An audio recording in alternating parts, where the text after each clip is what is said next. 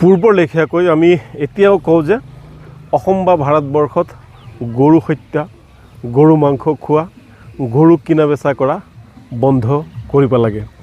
কিয়নো গৰুক আমাৰ হিন্দু সনাতনী ভাইসকলে তেওঁলোকে মাতা বুলি জ্ঞান কৰে আৰু সেইকাৰণে আমি ক'ব বিচাৰিছোঁ যে গৰুক ৰাষ্ট্ৰীয় মাতা হিচাপে ঘোষণা কৰিব লাগে বা ৰাষ্ট্ৰীয় পশু হিচাপে ঘোষণা কৰিব লাগে।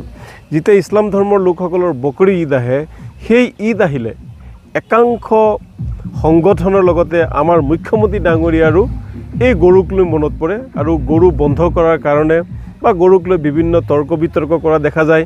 আমি দেখিবলৈ পাইছোঁ বিভিন্ন ঠাইত দুই এজন হিন্দু লোকে গৰু মাংস মন্দিৰত পেলাই গৰুৰ মুছলমানক বদনাম কৰাৰ কাৰণে তেওঁলোকে চেষ্টা কৰি থাকে।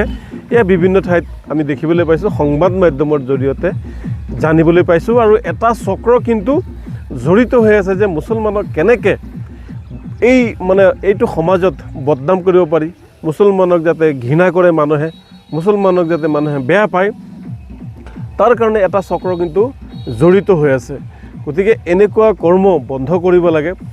কোনোবাই গৰু মাংস মন্দিৰত পেলাই মানুহক বিপদ পৰিচালনা কৰি মানুহৰ মন মগজুক যি আঘাত হানাৰ চেষ্টা কৰিছে, যি হিন্দু মুছলমানৰ মাজত যি সংঘাত লগাব বিচাৰিছে, এইটো বন্ধ কৰিব লাগে। তাৰ উপৰি আপোনালোকে জানে যে যিটো কাটালখানা, যিটো কচাইখানা বিশেষকৈ উত্তৰ প্ৰদেশত আছে আৰু তাৰ মালিকবিলাক কিন্তু হিন্দু। গতিকে সেইসকল যি কচাইখানা আছে, সেই কচাইখানাবোৰো কিন্তু বন্ধ কৰিব লাগে। এতিয়া আমি জানিব বিচাৰিছোঁ যে কেন্দ্ৰত বিজেপি চৰকাৰ আছে, বিভিন্ন ৰাজ্যত বিজেপি চৰকাৰ আছে।